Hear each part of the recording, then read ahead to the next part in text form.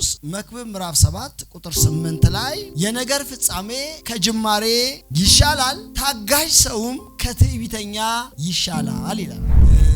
የፍጻሜ ሰው መሆን የሚያስፈልግባቸው ብዙ አይነት ምክንያቶች አሉ። ብዙ ሰው ስለመጀመር በጣም መጀመር ውስጥ መነቃቃት አለ። ታውቃላችሁ፣ መነቃቃት አለ፣ ስሜታዊነት አለ፣ ምናምን ደስ ይላል መጀመር የሚባለው ነገር። በመፈጸም ውስጥና በመጀመር ውስጥ ደግሞ ጉዞ ስላለ በጣም አድካሚ ነው፣ በጣም አሰልቺ ነው። ብዙ ነገር የሚፈልግ ነገር ስለሆነ ብዙ ሰው ይጀምራል ግን አይጨርስም።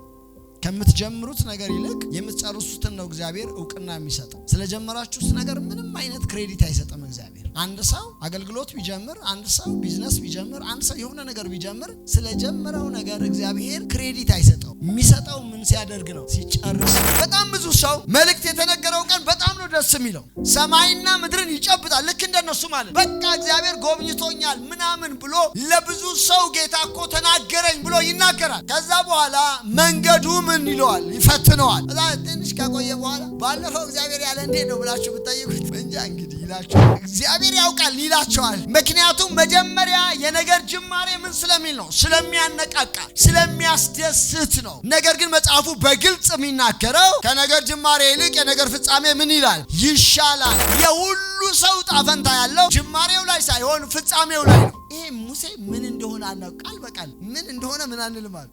ሄዶ እዛ ሞቶ ይሁን እንደማለት ነው ቃላቸው። ሞቶ ይሁን አወጣለሁ አስገባለሁ ብሎ ተራራ ላይ ወጥቶ ሞቶ ይሁን ምን እንደሆነ ምን አንልማል፣ አናውቅም። ስለዚህ እኛ የሚታይ አምላክ እስኪ ፍጠር እስቲ ያል ሰውየው ለካ ቀራጭ ነው የነበረው፣ ጣዖት ቀራጭ። ታውቃለህ፣ አንዳንድ ሰው አጠገቡ ሆኖ ያመልካል ያሸበሽባል ምናምን፣ ግን ልቡ ውስጥ ቀራጭነት አለ።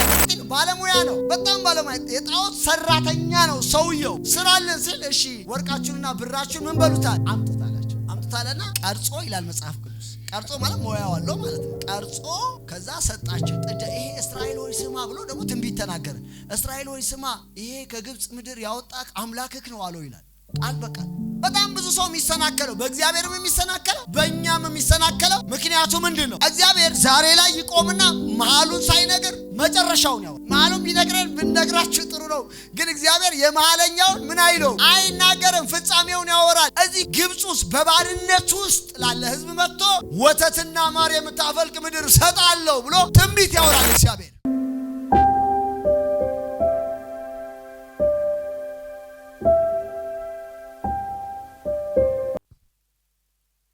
ነው አንዳንድ ጊዜ ጻፉትና ያዙት። እኔ ማረጋውን ነው የምነግራችሁ። እግዚአብሔር ተናግሮኝ ከዛ ብዙ ነገር ከፊት ለፊቴ እየፈረሰ እየወደቀ ምናምን ሲሄድ እግዚአብሔር እንደዚህ ብለዋል፣ ይሄ ነገር ጊዜያዊ ነገር ነው ላል። ይሄ ነገር ጊዜያዊ ነው፣ አላፊ ነው። ምክንያቱም የማያልፍ ቃል አለኝ እላለሁኝ። ለኔ ምለውን ነው እናንተ እንድትሉ።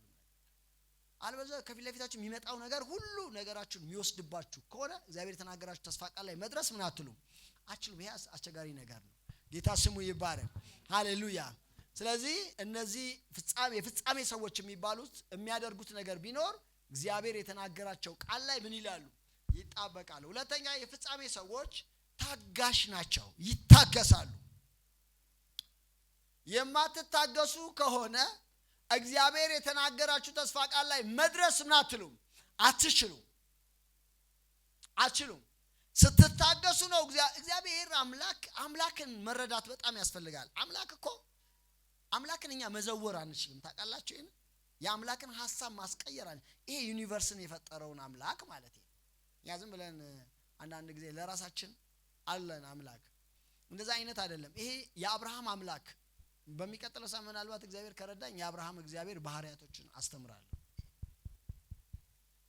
እሱ እግዚአብሔር ይሄ ሕያው አምላክ ሰማይና ምድርን የፈጠረ አምላክ በእኛ ፈቃድ ውስጥ የሚወሰን አምላክ አይደለም።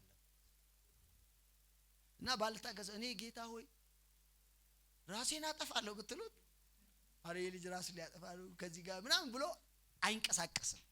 ገብቷችኋል? መጨረሻችሁን ነው የሚያየው።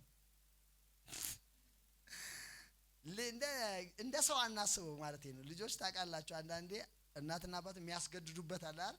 አንዳንዶቹ ያለቅሳሉ፣ ያለማቋረጥ ሲያለቅሱባችሁ ብላችሁ እግዚአብሔር እንደዛ ስታለቅስ አምባ ደርቆ ምናምን ዝም ሊል ይችላል። እንደ ሰው ይሄ የሚገደድ አምላክ አይደለም። ሁሉም በእጆቹ የያዘ ነው። አልቅሳችሁ ስትጨርሱ ያለውን ነገር እኮ እሱ ያውቀዋል። ምን እንደምትፈጥር ገብታችኋል? እንደዛ ነው እግዚአብሔር። እግዚአብሔር አምላክን ስለማታስቸኩሉት እንዲህ ሳረግ እንዲህ ያረጋል ብላችሁ ስለማታነሳሱት እግዚአብሔርን ምን ማለት አለባችሁ? መታገስ አለባችሁ። ታጋሽ ሰው እግዚአብሔር ይመጣል ይጎበኘናል ብላችሁ የምትጸኑ ሰዎች መሆን አለባችሁ። አለበለዚያ እግዚአብሔር በእናንተ ፍጥነት አይንቀሳቀስም። ያዕቆብ ምዕራፍ 1 እስቲ ይሄንን አውጡልኝ። ከ1 ጀምሮ እስከ 4 ድረስ በፍጥነት እስቲ አንብበው። የእግዚአብሔርና የጌታ የኢየሱስ ክርስቶስ ባሪያ ያዕቆብ ለተበተኑት ለ12 ወገኖች ሰላም ለእናንተ ይሁን። እሺ ወንድሞቼ ሆይ የእምነታችሁ መፈተን ትዕግስትን እንዲያደርግላችሁ አውቃችሁ ልዩ ልዩ ፈተና ሲደርስባችሁ እንደ ሙሉ ደስታ ቁጠሩት። የእምነታችሁ መፈተን ትዕግስትን እንዲያደርግላችሁ አውቃችሁ አንድ ፈተና ሲገጥማችሁ ነው ያለው አይደለም? ስንት ፈተና አለ? ልዩ ልዩ መልኩን እየቀያየረ ልዩ ልዩ ፈተና ሲያጋጥማችሁ አልቅሱበት አለ። ምን አለ? እንደ ሙሉ ደስታ ምን በሏል? ቁጠሩት። እላሽ ተበትነዋል። በመከራ ውስጥ እያለፉ ናቸው ያሉት። መከራው እኛ አሁን እንደምናስበው ወይንም እንደምንናገረው አይነት መከራ አይደለም። የመገደል መከራ ነው። በደረሱበት ሁሉ እሳት ውስጥ ይከተታሉ፣ በመጋዝ ይሰነጠቃሉ፣ በዘይት ይቀቀላሉ። በዚህ መከራ ውስጥ እያለፉ ያሉ የተበተኑ አይሁድ ናቸው ወይንም የተበተኑ ክርስቲያኖች ናቸው። አሁን ለነዚህ ነው እንግዲህ ወንድሞቼ ወይ ብሎ በደስ በሚል ቃል ነው እኮ ሲጀምር ወንድሞቼ ትዕግስትም ምንም የሚጎርላችሁ ሳይኖር ስትፈተኑ ምን ይመጣል አለ?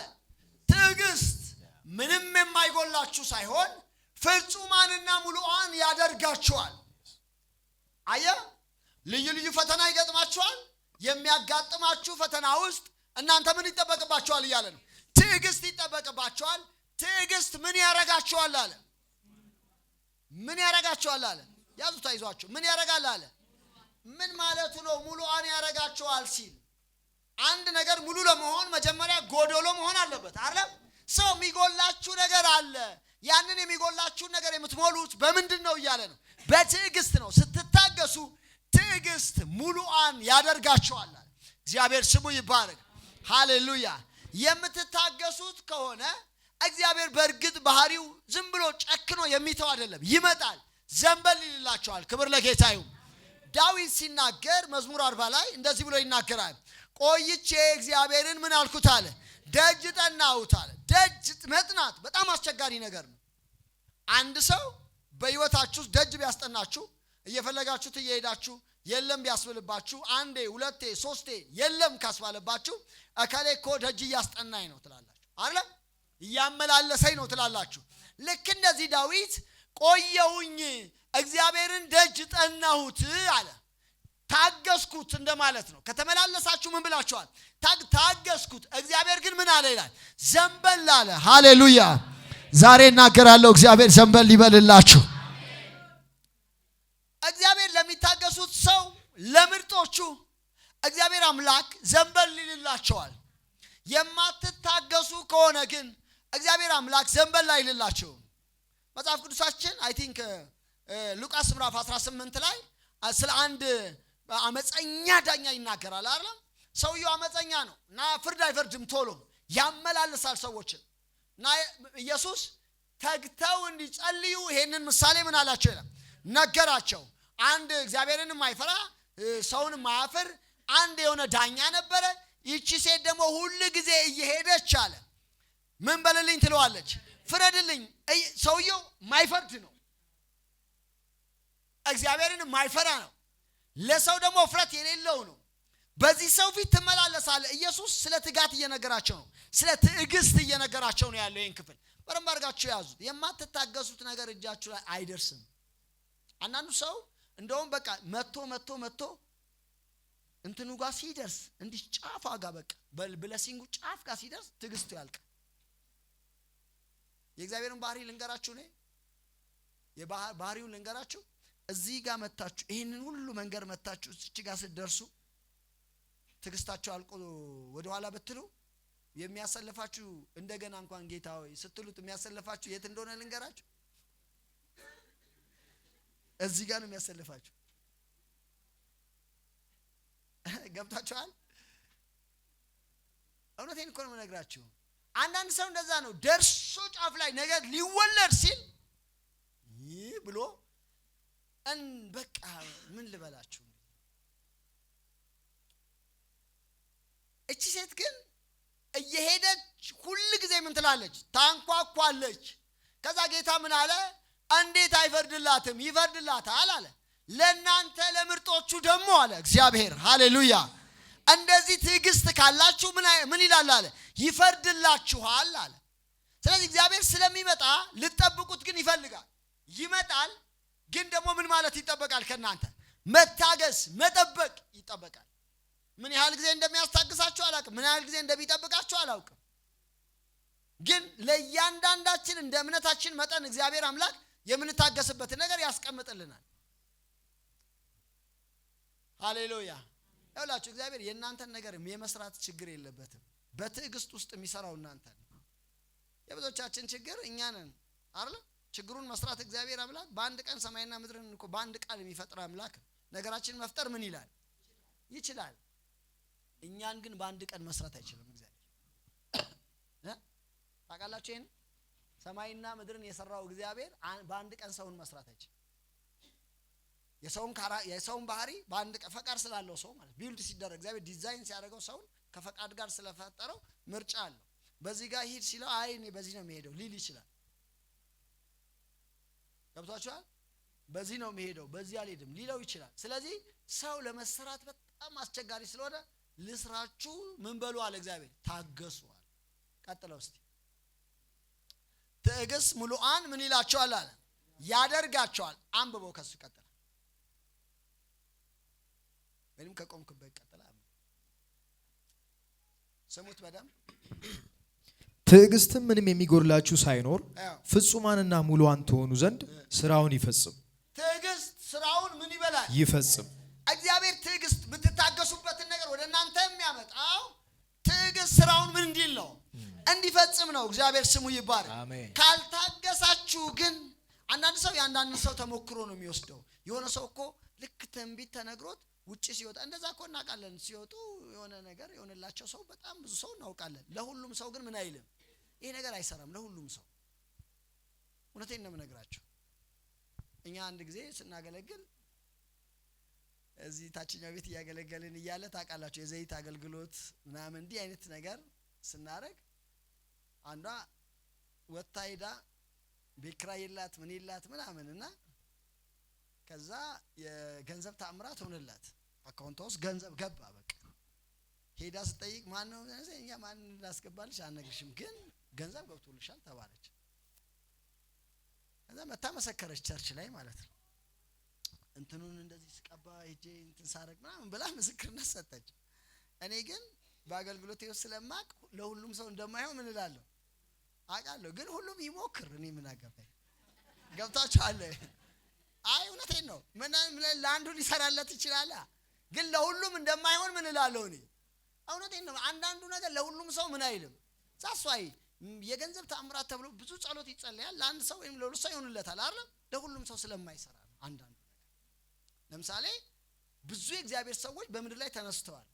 ፀሐይ በገባውን ትቁም ብሎ ያቆመው ግን ኢያሱ ነው። ለኢያሱ ሰርቶለታል። ነገ እኔ ወጥቼ ፀሐይ ትቁም ብል አይሆንም፣ ትሄዳለች። ማይሰራ ነገር አለ። ገብቷቸዋል? ሰው አንዳንድ ፋስት ነገሮች ሁሉ ጊዜ ምን አይሉም፣ አይሰሩም። ትዕግስት ግን እግዚአብሔር የሚሰራበት ፕሪንሲፕል ነው፣ መርህ ነው። ስትታገሱት እግዚአብሔር ምን ይላል? ይመጣል። በቃ እግዚአብሔር ስሙ ይባረክ። ሃሌሉያ። አንዳንድ ነገር አንዳንድ ህጎች ተጥሰው ለምሳሌ የመንገድ መብራት አለ አይደል? የመንገድ መብራት አለ። አንዳንድ ጊዜ ትራፊኩ ህጉን ይጥሰዋል አይደል? ለፉ ምናምን ይልና ህጉን አስጥሶ ያሳልፋል አይደል? ሁሌ በዛ ጋር አልፋለሁ ግን ማለት ባለፈው ለፉ ብሏል ብለህ ብትሄድ በጣም አስቸጋሪ ነው። እንደዛ አይነት የመንፈሳዊ ዓለም ስርዓቶች፣ አሰራሮች አሉ። እመኑኝ እኔን ለፉ ብሎ እግዚአብሔር አንዳንዴ ተአምራቶችን ያደርጋል። ሁሌ ግን እንደዛ አያደርግም። ገብታችኋል?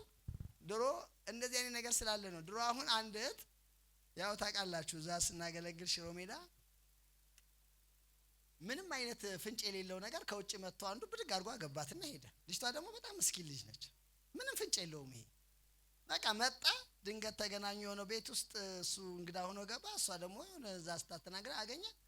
እቺ ልጅ ባገባት ምናምን አለ፣ አገባት። በጣም ብዙ ሴት እንደዛ ነው የሚያገባው ብሎ እስካሁን ድረስ አለ።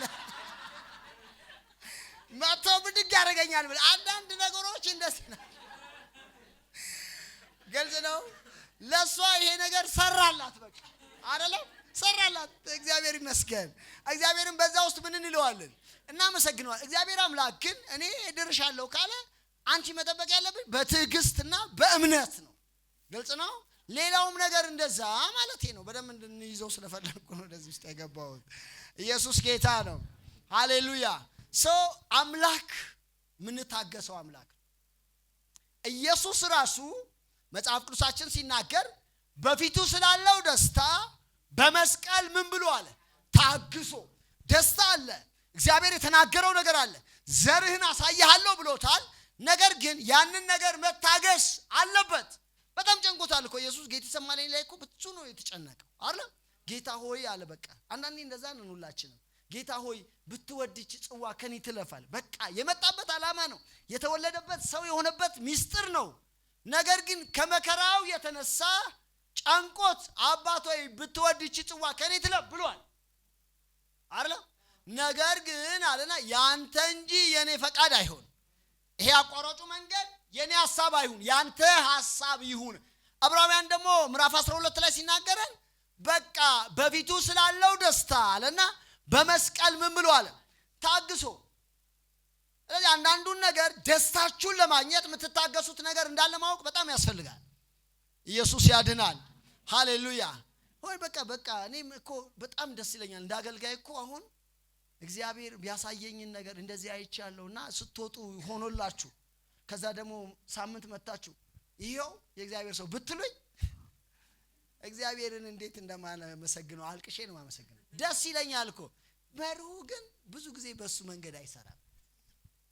እናንተን ራሳችሁን እምነታችሁን እንድታጠነክሩ ይፈትናቸዋል።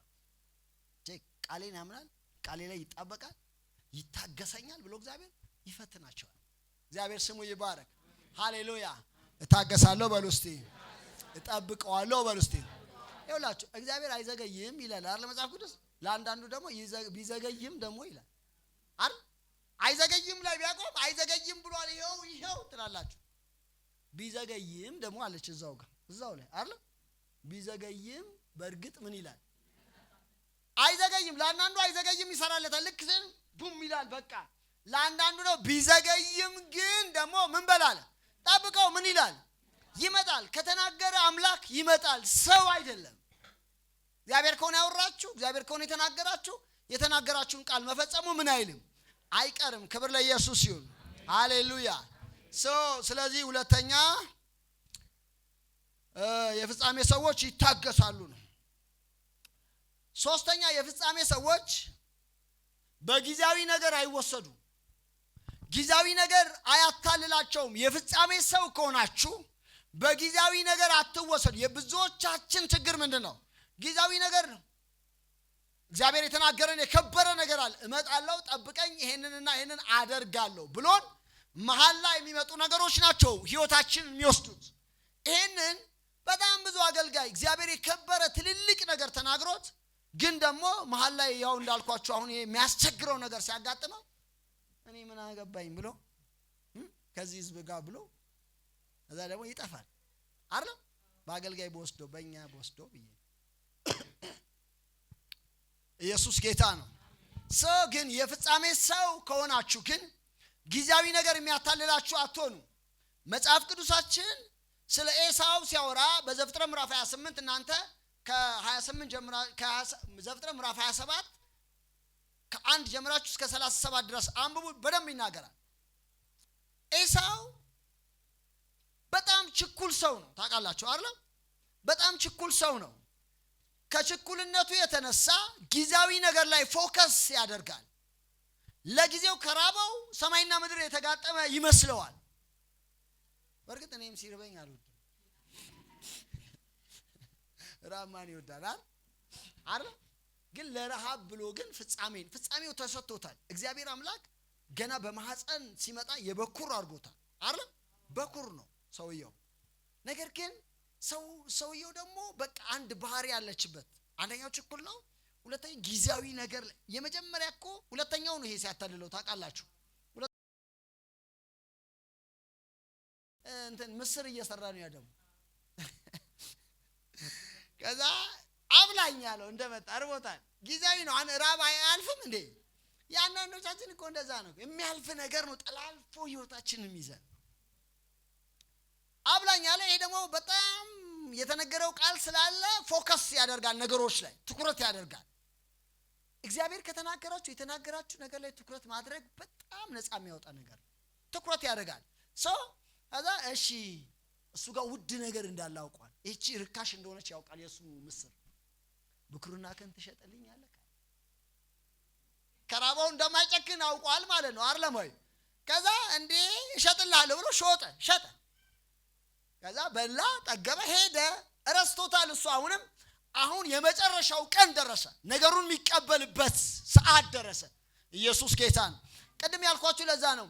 አንዳንድ ሰው የመጨረሻዋ ሰዓት ላይ ኦሬዲ እኮ ሊባረክ ቀኗ እኮ ያቺ ቀን ነች ታውቃላችሁ አይደል? ቀኗ ለብዙ ዘመን የተጠበቀው ነገር ፍጻሜው ደረሰና አባትየው አርጅቻለሁኝ ጠራውና አርጅቻለሁ፣ ነፍሴን እንድትባርክ ማዕድ አዘጋጅልኝ አለው። በቃ የመጨረሻው ሰዓት ነው። አዘጋጅቶ ካገባ የወንድሞቹ ሁሉ ጌታ ሊሆን ነው። ግልጽ ነው። ቀኑ ደርሶ አንዳንዴ እንደዛ ነው። በቃ ጠብቆ ያ በቃ መከራውን የሚያልፍበት በርጋ ሲደርስ ተሽከርክሮ ሄዶ ሌላ ቦታ ሲገኝ ታዩታላችሁ። አንዳንድ ሰው ይሄ ሰው እንደዛ ነው። በቃ ከዛ ላደን ሄደ። ከዛ በኋላ በቃ ሰውየው ለአደን ሲሄድ ይሄኛው ደግሞ እናትየው መከረችውና ገባ። ያኔ ብኩርናው ምን ብሏታል? ሸጧታል በምስር ገባ። ብኩርናዋን ይዟት ሄደ። ተመልሶ ሲመጣ አላገኛት። እውነትም ኤሳው ይሄ ማን ነው ያዕቆብ ተባለ። ሁለት ጊዜ ምን ብሎኛል አለ? አሰናክሎኛልና አለ ይላል መጽሐፍ። ነገር ግን ያሰናከለው የራሱ ባህሪ ነው። ያዕቆብ አይደለም ያሰናከለው። አንዳንድ ሰው እንትናን ያሰናከለኝ እንትናን የራሱ ባህሪ ነው ያሰናከለው። እሱ ራሱ አሁን ላይ ነው ፎከስ የሚያደርገው። አሁን በልቼ አሁን ምን ልበል ነው ልሙት ነው በቃ። አንዳንድ ሰው እንደዛ ታገስ እባክህ ትንሽ ጊዜ ይጠብቅ፣ እንደዚህ ይሆናል፣ እንዲህ ያደርጋል እግዚአብሔር ምናምን ስትሉት እሱ አሁን ነው በቃ። የቸኮለ ሰው ከባድ ነው። እውነቴን ነው የምነግራችሁ። ሰው የፍጻሜ ሰዎች ግን ፍጻሜ ሰው ፎከስ ያደርጋሉ፣ ትኩረት ያደርጋሉ። በአሁን ነገር ምን አይባሉም? አይወሰዱም።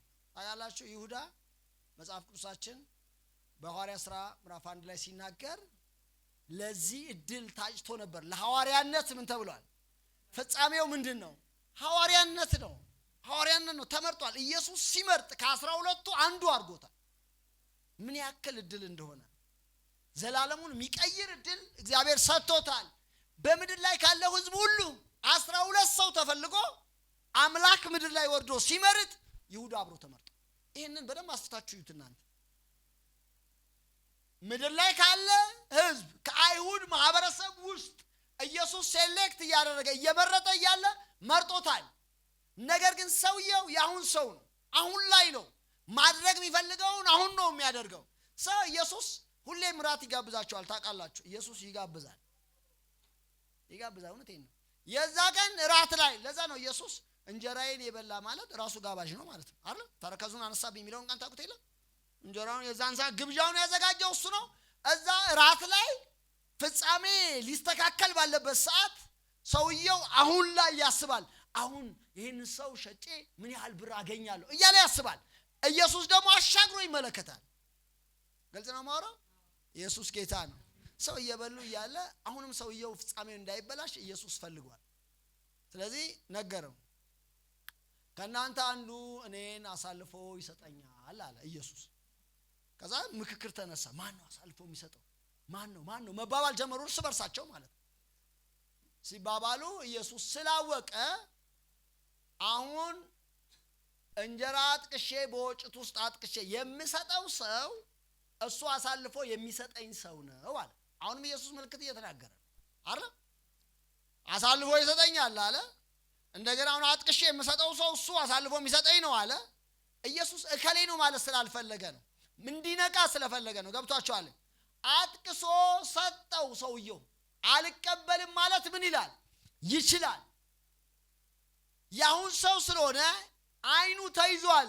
30 ብር አግኝቶ ወጥቶ መሬት መግዛት ፈልጓል። በዛ ዘመንም መሬት በጣም ወሳኝ ነገር ነው ማለት ነው። ወሳኝ ነው። እውነቴ ነው። ጌታውን ሸጦ መሬት ከገዛ መሬት በጣም አደገኛ ነገር ነው ማለት ነው። ሰው ያንን እያሰበ ስለነበር ሲሰጠው እንኳን አላወቀ። ተቀበለውና ወጣ። መጽሐፍ ነው የሚያወራው። ወጣ። ከዛ ሄዶ ሸጠ። ከሸጠ በኋላ ገንዘቡንም አልተጠቀመም። መጨረሻ ኢየሱስ ተይዞ ሲገረፍ ተጸጸተ። ሄዶ ብራቸውን ወረወረና ታንቆ ሞተ ይላል። ፍጻሜውን ምን አለው? ሰውየው አበላሸው። የፍጻሜ ሰዎች ግን አሁን ላይ ሳይሆን ነገ ላይ አሻግረው ይመለከታሉ። አሁን የሆነ የሚቀበሉ መከራ ካለ፣ የሚቀበሉ ችግር ካለ፣ የሆነ ተግዳሮ ህይወታቸው ላይ ካለ ይሄና ልፌ እግዚአብሔር ያለኝ ላይ ምን እላለሁ ይላሉ፣ ደርሳለሁ ብለው ፍጻሜያቸውን ያያሉ። አሁን ያላችሁበትን ነገር አትመልኩ። እውነቴን ነው የምነግራችሁ። አሁን ይሄን ነገር አሁን ቀደምም ተናገርኩት። እንግዲህ እንጃ እዚህ ውስጥ ካላችሁ ወንድሞች እህቶች፣ እንግዲህ እህቶች ካላችሁ ተጠንቀቁ። ባል ለማግባት ፈልጎ ያው አለማግባት ትንሽ ይፈትን የለ አይደል? እየቆየ ከሄዳ ብሶ ሁሉም ሰው ስለሚጠይቅ አንዱ የኛ ሀገር መከራው ደግሞ እሱ ነው አይደል? አታገቢም እንዴ? አታገባም እንዴ? ምንድነው? ከዛ ደግሞ ቆመ ልቀር ነው እንዴ ምናምን ይላል አይደለም ወይ?